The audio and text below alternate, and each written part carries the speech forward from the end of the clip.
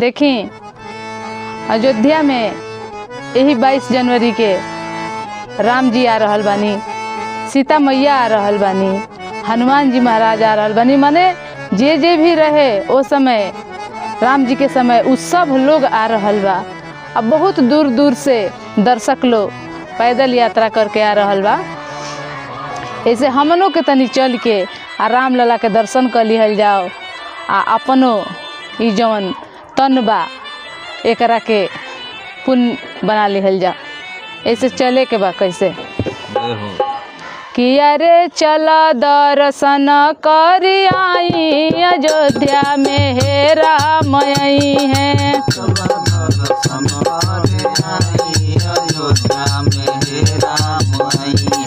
चला दर्शन कर आई अयोध्या में हे राम आई हैं।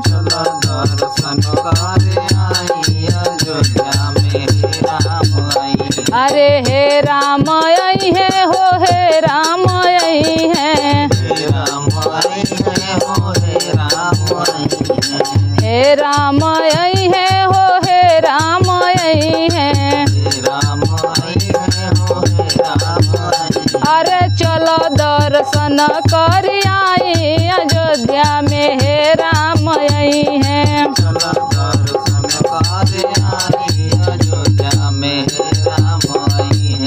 देखी राम जी के संगे संगे सब लोग आ रहल बा। कितना बढ़िया पावन मौका बा। चल के अपना अपना नजर के हमनी के पुण्य के भागी बना लिहल जाओ। फिर ई तन मिले वाला नहीं खे। देखी के आवता। अरे राम भी आए लक्ष्मण भी आए। राम भी आए लक्ष्मण भी आए। लक्ष्मण भी आए लक्ष्मण भी आए। अरे चलो दर्शन कर आई अयोध्या में हे राम आई हैं। चलो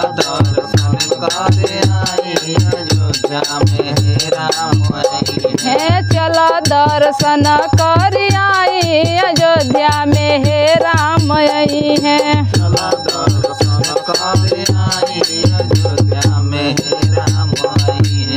देखी ओइजा गुरु वशिष्ठ भी आ रहल बानी। सब भरत बुआल सब आ रहल बा दूर दूर से। आ मिथिला से बहुत ही पुरस्कार आइल बा।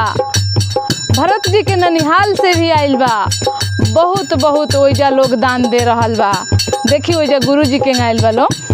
अरे गुरु वशिष्ठ मुनि सब आए। गुरु वशिष्ठ मुनि सब आए। मुनि सब आए मुनि सब आए। मुनि सब आए मुनि सब आए। अरे आई गईल बीर हनुमान अयोध्या में हे राम आई हैं। चलो दर्शन कर आई अयोध्या में हे राम आई हैं।